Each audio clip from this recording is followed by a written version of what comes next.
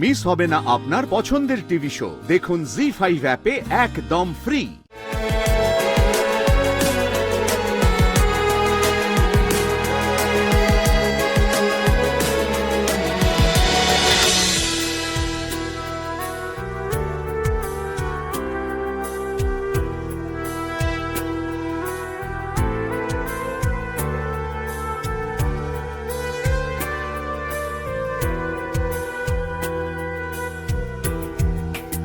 দাঁড়াও,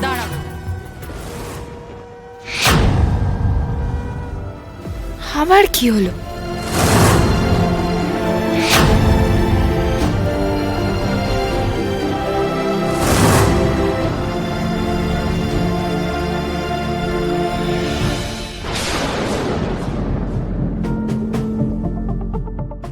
আজ থেকে কিন্তু তোমার অন্য পরিচয় হলো ধানসিঁড়ি। আজ থেকে তুমি রাজমহলের নতুন রাজবধূ, বউরানী।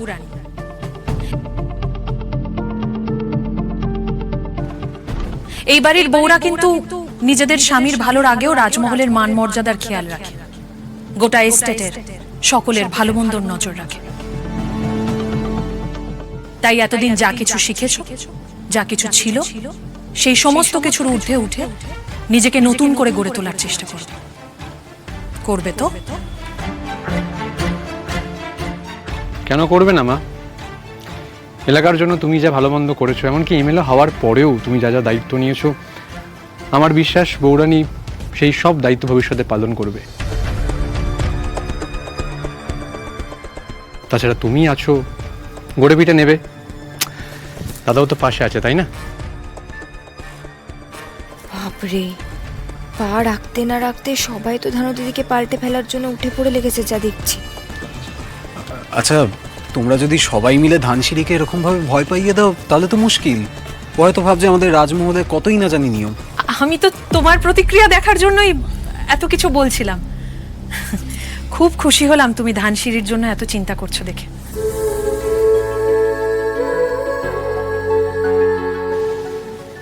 এ কি ধানসিঁড়ি, মুখে হাসি কই?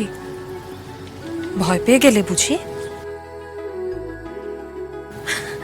আমি তো মজা করছিলাম। আজ থেকে এই বাড়িটা তোমারও। এসো।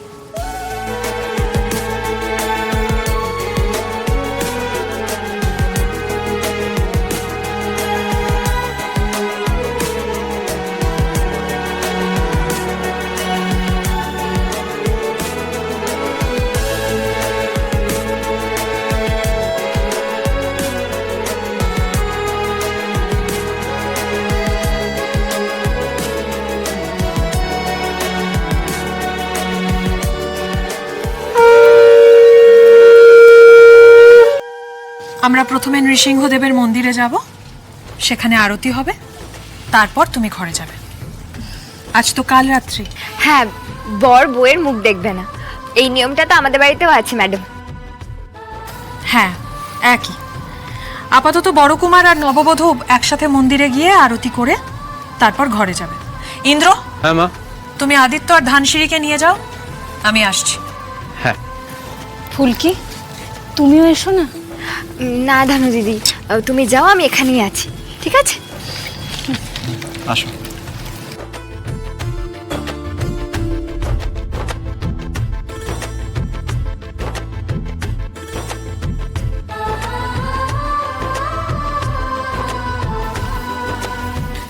ও ধানু দিদি, নৃসিংহদেবের পুজো হলো?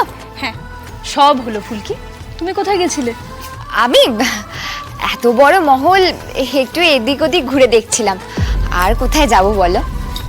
বৌরানী, আপনার সমস্ত গয়না এই বক্সে গুছিয়ে রেখেছি, আর শাড়িগুলো ওই আলমারিতে। আর আপনার খাবারটা আমরা আজকে এই ঘরেই দিয়ে যাব, কারণ আজ তো শ্বশুরবাড়ির ভাত খাওয়া নিষেধ। হ্যাঁ, ঠিক আছে। আর বলছি, ফুলকির খাবারটাও একটু ঘরে দিয়ে দেওয়া যাবে? মানে কোনো অসুবিধা হবে না তো? কি বলছেন বৌরানী, সব আপনার আদেশ মতোই হবে, আপনি যেমন বলবেন। একবার জিজ্ঞাসা করব, ছোট রানীমা কেন বড় রানীমার সঙ্গে কাউকে দেখা করতে বারণ করছে? হীরাই তো বড় রানীমার দেখাশোনা করে। না না থাক, এটা একটা অন্য বাড়ি, এখানে কারোর সঙ্গে তেমন চেনাশোনা নেই।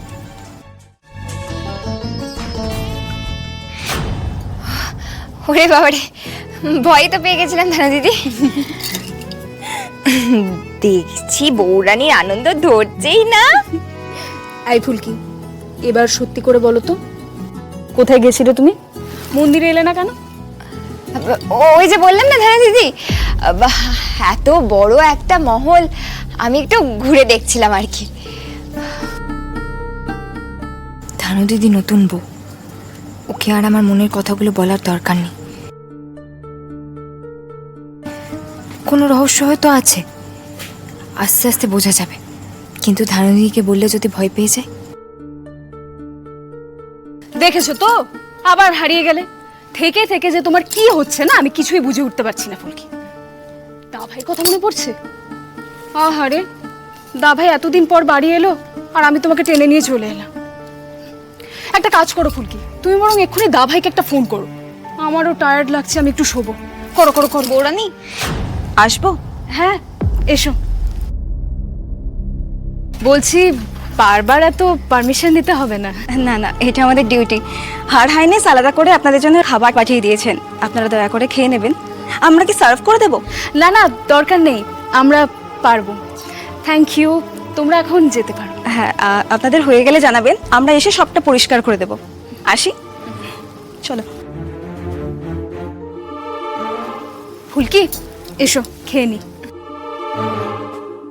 জানো ফুলকি, আদিত্যর মা, মানে আমারও ওনাকে মা বলে ডাকাই উচিত। উনি রানী হলে কি হবে, সত্যি ভীষণ ভালো মানুষ, তাই না? হ্যাঁ, খুবই, তাই তো বলছি, সবার প্রয়োজনের খেয়াল রাখে। আমাকেও এরকম হতে হবে, জানো, সবার খেয়াল রাখতে হবে। হ্যাঁ ধানু দিদি, শ্বশুর বাড়ির সাথে তো মানিয়ে নিতে হবে, তবে এত বড় বাড়ি তো, আর এতগুলো মানুষ, এতগুলো কাজের লোক, সবাই তো তোমার আছে না, একটু চোখ কান খোলা রেখে চলো বেশ। হ্যাঁ, এটা কিন্তু ঠিক বলেছো ফুলকি। একটা কথা বলবো? বলছি, বড় কুমারকে তোমার কেমন লেগেছে গো? মানে এতদিন ধরে তো দেখলে, এতদিন না হলেও কটা দিন তো দেখলে, বলো না কেমন লেগেছে? কে, আদিত্যদা? এই ধানু দিদি, তুমি কি আদিত্যদাকে বড় কুমার বলেই ডাকতে? আমি যেরকম স্যারকে স্যার বলেই ডাকি। না মানে ওই ডাকলাম আর কি, ছাড়ো না, সেসব পরে দেখা যাবে। বলো না কেমন লেগেছে? আমার তো খুব ভালোই লেগেছে, তবে কি বলো তো ধানু দিদি, একটা মানুষকে চিনতে না সময় লাগে, দেখলে না জামাইবাবুর বেলায়। ফুলকি, এসো খেয়ে নি। চল।